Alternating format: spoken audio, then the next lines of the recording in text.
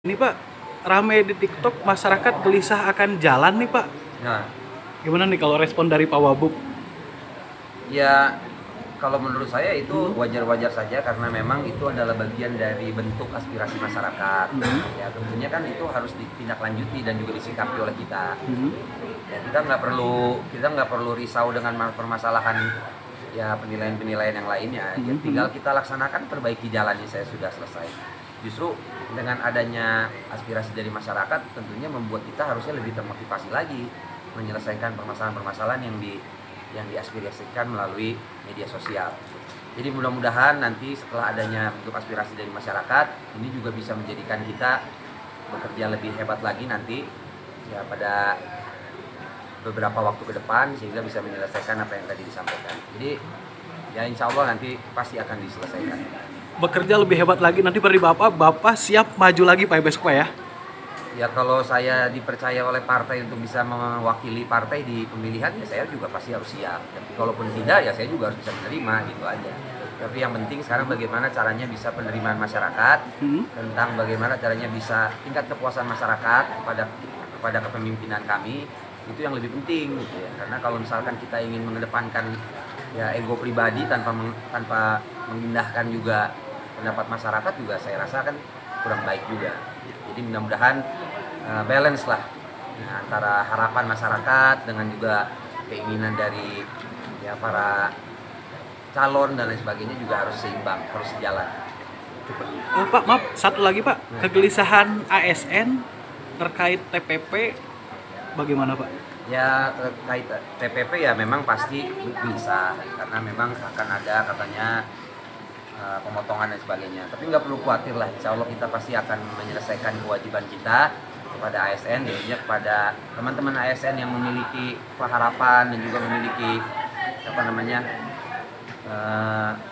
yang sudah seharusnya diberikan kepada mereka, itu juga pasti harus kita penuhi karena bagian dari kewajiban dan juga bagian dari bentuk tanggung jawab yang dimiliki oleh kita sebagai user gitu ya. Jadi kita ingin memberikan beban, memberikan tugas kepada para ASN ya tentunya harus disertai dengan pemenuhan kewajiban kita. Dan kami yakin juga kita pun sadar dengan hal itu.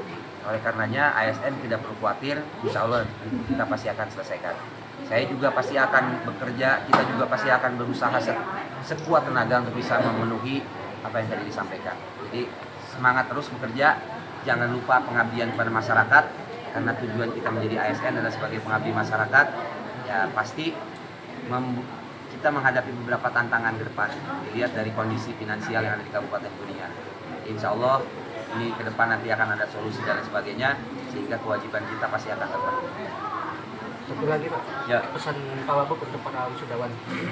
Pesan saya untuk para wisudawan, kita itu berharap di tahun 2045 itu Indonesia memiliki generasi emas supaya dalam persaingan perekonomian kita bisa mencapai urutan keempat tingkat perekonomian terbaik sedunia. Dan itu bisa dilaksanakan dengan salah satu syaratnya, pemuda tidak boleh menjadi beban negara. Pemuda yang saat ini menjadi pemuda tidak boleh menjadi beban negara dalam artian menganggur. Akhirnya nanti akan disupport oleh negara. Nah kalau sekarang kita memiliki generasi yang tidak bekerja, tentunya nanti di 2045 kita juga pasti akan pesimis. Nah makanya pada saat ini wisudawan diharapkan selalu berpikir tentang bagaimana caranya menjadi wirausaha, membuka lapangan pekerjaan yang baru, menciptakan lapangan pekerjaan yang baru, dan juga bisa menggerakkan sektor perekonomian. Nah oleh karena itu saya juga berpesan pada wisudawan, jangan orientasi kita bekerja kepada siapa, tapi kita akan mengerjakan apa agar kita bisa mencapai Indonesia emas di tahun 2045. Saya yakin lulusan Uniku memiliki satu komitmen yang jelas khususnya bagi masyarakat Kabupaten Kuningan untuk membantu Kabupaten Kuningan menggeliatkan perekonomian khususnya yang akibat dampak dari pandemi COVID-19. Lalu bagaimana dukungan dari pemerintah sendiri untuk membentuk para pengusaha-pengusaha yang baru? Ya bentuk karena pengusaha itu memang menjadi salah satu tanggung jawab dari pemerintah, program pemerintah. Kita harus bisa menjamin bahwa para pengusaha itu bisa terus melaksanakan usahanya dengan cara kita punya dana desa sekarang.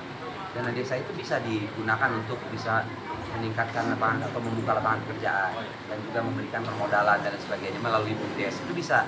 Jadi kita tinggal memberikan apa yang namanya surat edaran atau juga anjuran dan sebagainya untuk bisa dana desa mengelola para pemuda sehingga mereka bisa bekerja.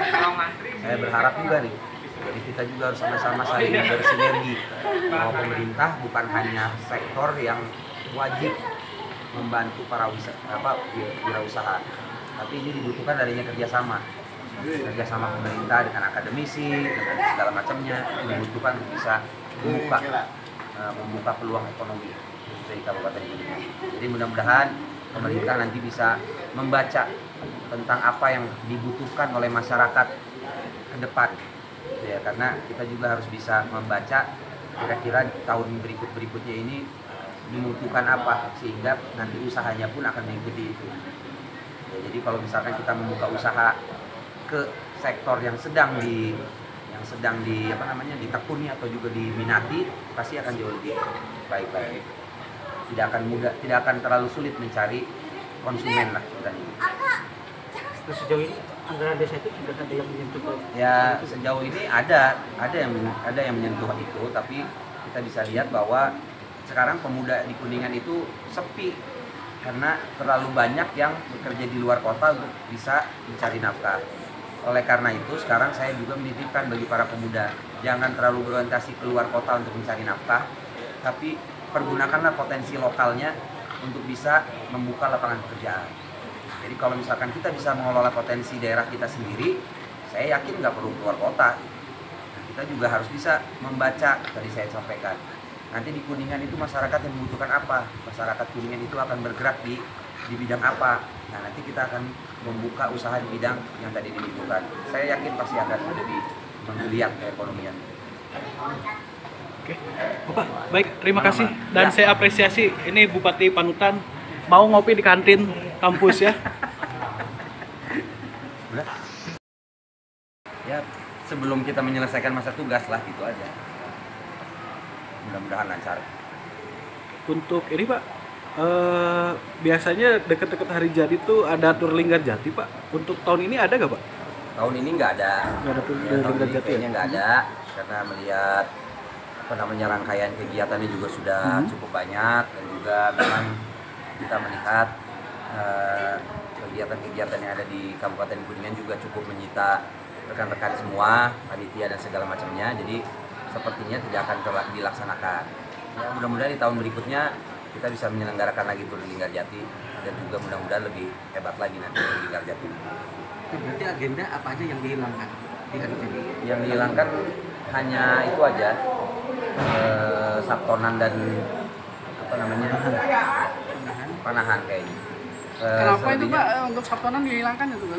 Ya, Karnaval budaya mungkin. karnaval budaya tetap dilaksanakan, nanti iring-iringan itu tapi dirubah polanya, konsepnya dirubah jadi mobil hias supaya kita lebih lancar.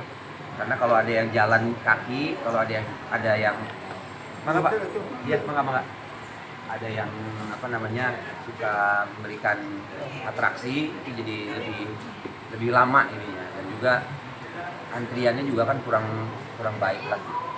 Jadi memang pakai mobil hias supaya lebih cepat penyelenggaraannya. Pak,